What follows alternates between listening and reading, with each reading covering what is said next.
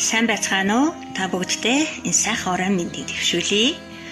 Өвөр Монголын өөртөө засах орны Шилийн гол аймгийн Сүнэт зүүн хошооны харьяат яруу найрагч Наран Гаваагийн заяатын Арслан зурхийн шүлэг хэмээх шүлгийг та бүгдийнхэн сонорт өргөн барья. Арслан зурхийн шүлэг.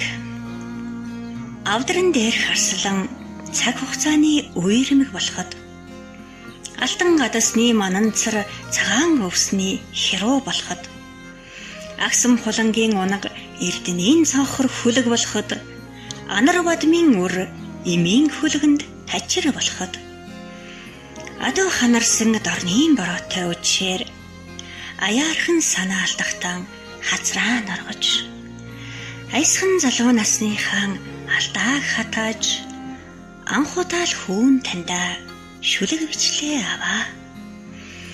Хазаарын мөнгөн товрооны ногоон луу нүүсэн байхад халтар манан хөөргөний ханан хэ илсэн байхад бидүүцэн зээрийн шагаа ханан битүүрсэн байхад булгаар гэртээ дуран тортог суугаад үнжсэн байхад хандгаа жижирсэн намрын бороотой үчээр буруу зүг хоёрон алгандан дэлгээд үзвэл хашир суудлаан эрхэлж дэргэд чинь нуссан ч гэлээ би тандаа хайртай гэж хэлээгүй ч юм уу даава.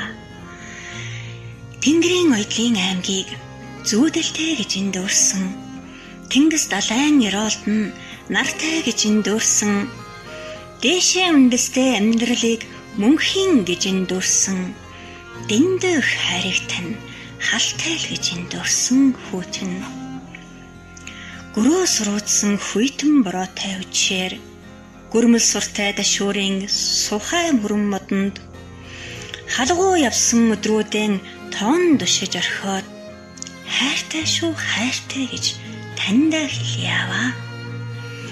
Ноён сүмбрууландан залбирч нэг нүүглээд ирсэн нулимсан залгиж нэг харгилсан задгаа усндан сөхөрч нэг харамслын битүү мананг сөхөж нэг боохоо тавиг халаасан зайрамг бороотой үчээр туухай жингэр хэмжихгүй их хайрын тань хариу хамгийн энгийн үгсээр энэл шүлгээн бичлээ хайртай шүү хайртай гэж тандаа дахин хэлье аваа.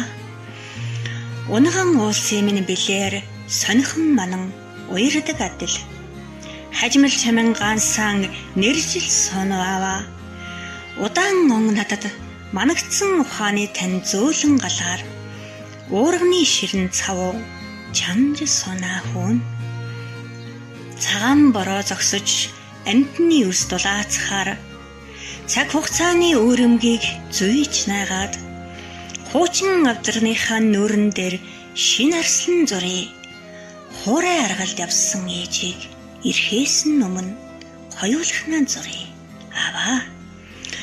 Шилийн гол аймгийн Сүнэт зүүн хошооны яруу найрагч Наран Гаваагийн заяат.